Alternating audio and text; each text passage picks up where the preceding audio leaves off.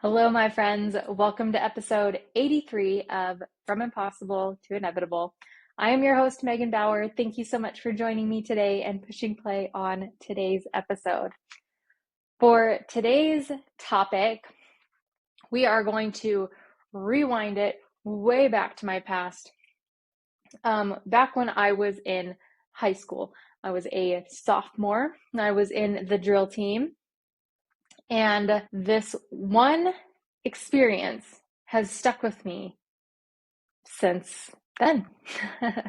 And as I was considering earlier this week, or maybe last week, or whatever, on things to share on the podcast, for some reason, this experience came to mind. Now, this experience has come to my mind a lot.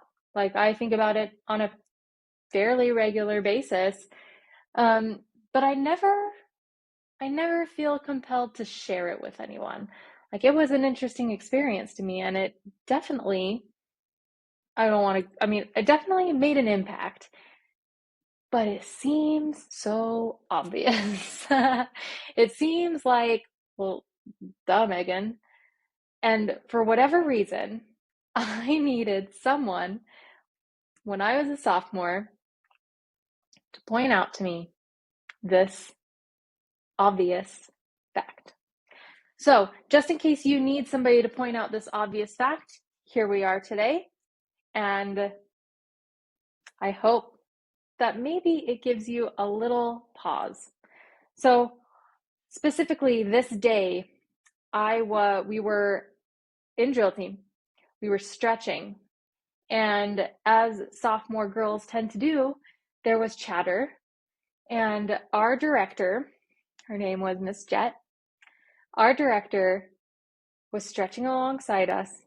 And I know she probably just wanted some peace and quiet. She wanted these sophomores to shut their mouths, and she invited us very kindly to be quiet.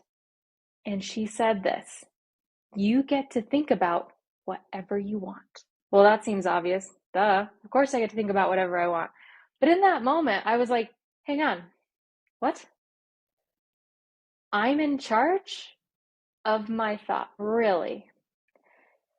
And I remember stretching, thinking about that, thinking about the fact that I get to choose what I think about.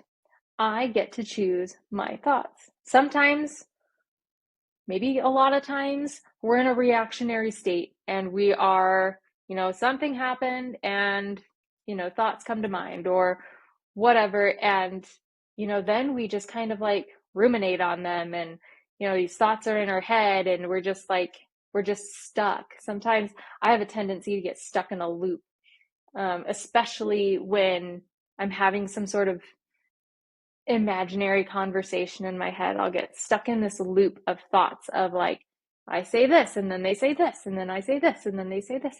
Just go on and on and on and on and on. It's exhausting. Until that conversation happens and then it's gone. That happens with text messages too. Sometimes I'll be in the shower. I'll be like, oh, I got to text this person. And then I go through what I'm going to write in that text message over and over and over again. And before you know it, I've wasted my whole shower rehearsing this dumb text message that doesn't even matter.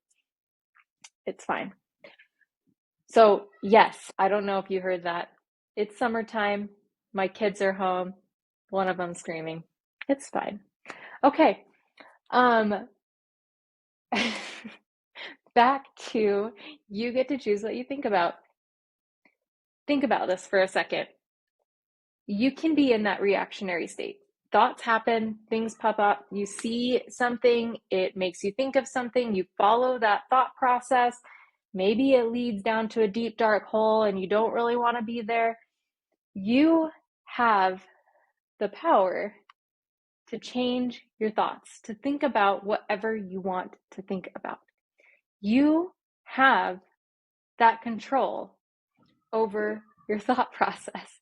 I'm really sorry if you can hear my kids screaming. It's fine. They're just yelling at each other. Nobody's hurt, I don't think. We're just going to continue on. Summer's almost over. It's great. So you get to choose the thoughts that are in your head. You get to choose whether or not you marinate on that experience, on that conversation, on that situation. You get to choose if your thoughts are productive or destructive. You get to choose if your thoughts are positive or negative. And if you find yourself in that hole of destructive, negative thinking, you get to choose to change that. Now, yes, it is really hard to go from like something destructive and negative to something really uplifting and positive. And I'm not saying that you can just easily make that jump, because it is a jump. What you can do instead is you can think of, you can go from that destructive negative place to something more neutral.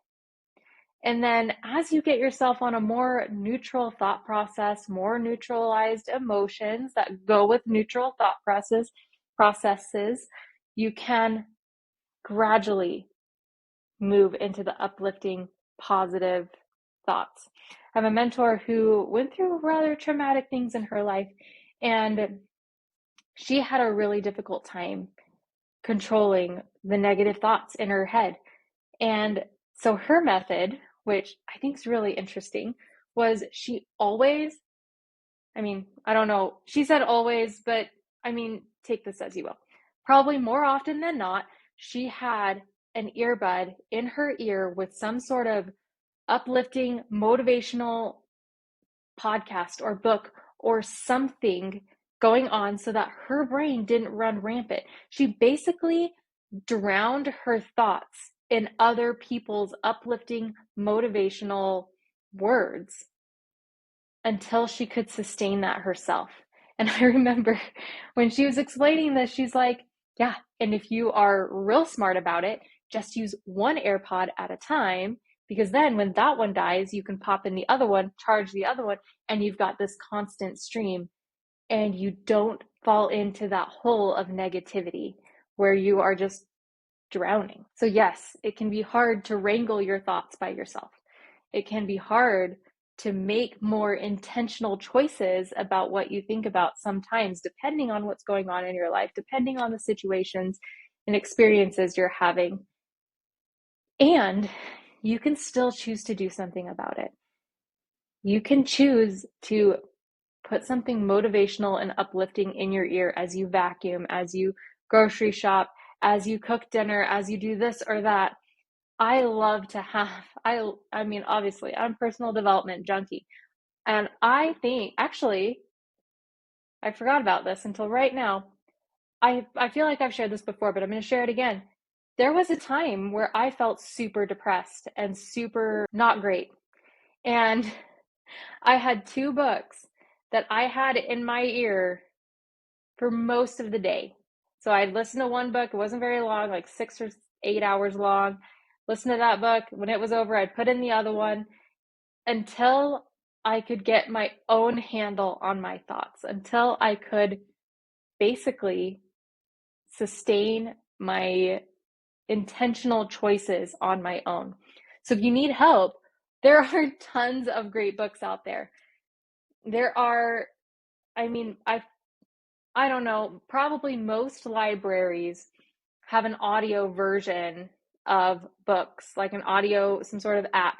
I know our library does. And you can just borrow uplifting, motivational books by whoever is whoever your jam is. If you don't know who your jam is, just start trying people. Just start experimenting, go to barnesandnoble.com and look at the best-selling inspirational or motivational or personal development type books and see what sparks your interest, and then go find those books. Go get them on an audio version and have that flood your thoughts. For a long time, I could hear Jen Sincero in my thoughts telling me things like, is that the choice you want to make? Like, do you really want to stay mad about that? Are you really just going to let yourself fester over this? And that's so helpful. It's so helpful. And you only need that support for a little bit of time until you can sustain it yourself. And then, of course, until something happens, and then you might need the help again. And that's fine. My whole point here is I want you to be aware that you get to choose what you think about. You get to choose the level of productivity of your thoughts. And if your thoughts are just wandering, when you become aware of that, you get to rein it in and you get to be like, okay, no, actually, we are thinking about this. This is what we are thinking about. And we're not thinking about those things. Another quick tip to wrangle your thoughts and help get your emotions in check, especially when you are feeling down or dissatisfied or upset, is to count your blessings. Go through, mentally or out loud, talk about what you're grateful for. And just make a mental list, make a physical list, go on a walk and say everything that you're grateful for. And just be like, I'm grateful for the blue sky. I'm grateful for the bird song. I am grateful for being able to breathe. I'm grateful for my heartbeat. I'm grateful for my nails. I'm grateful for my hair. I'm grateful for this experience of being in this world, alive in this world where there is, a lake to look at, where there is the breeze in the trees, where there is chocolate, where there is art and markers and Illustrator. And you will see there's so much good in your life. There's so much good in your life if you just open your eyes to it. Probably at least once a month, when I go to the store by myself, I think about how great it is to be in a place and in a country where I, as a woman, can just go to the store and get things, go to my car, and feel safe the whole time. That is a blessing that I don't take for granted, because I know that there's a lot of places in this world where that's just not the case. And some of those places in this world are absolutely gorgeous. And so, like if you're in that situation, you can be like, yeah, I've got the ocean, or I have the rainforest, or I have whatever. There are so many things to be grateful for, even in the most dire of circumstances. You have to choose to look for it, though. You have to choose to express gratitude for it, because there's a lot out there. You get to wrangle your thoughts. Even as my kids are yelling and screaming at each other upstairs, I'm grateful that they're home. I'm grateful that I have them, and that we get to do things together, and that we get to be silly together. And I'm grateful that most of the time they're not screaming at each other. And I'm grateful that they listened and aren't coming down here. So even though I'd rather them be quiet, it is what it is. So that's what I have for you today. You get to choose what you think about. And so if you find yourself thinking about things you don't want to think about, make a change, because you can. You get to choose that. I hope that empowers you. I hope that you get to intentionally choose more uplifting thoughts. And if that's a struggle for you, know that there are things you can do that will help. That will help you get there, because you're not on your own. There's so many people out in this world that have written amazing books or even uplifting songs that you can install in lieu of your own thoughts, to have that going on instead. Thank you again for joining me today. I appreciate you, and I wish you all the best. Until next time, bye for now.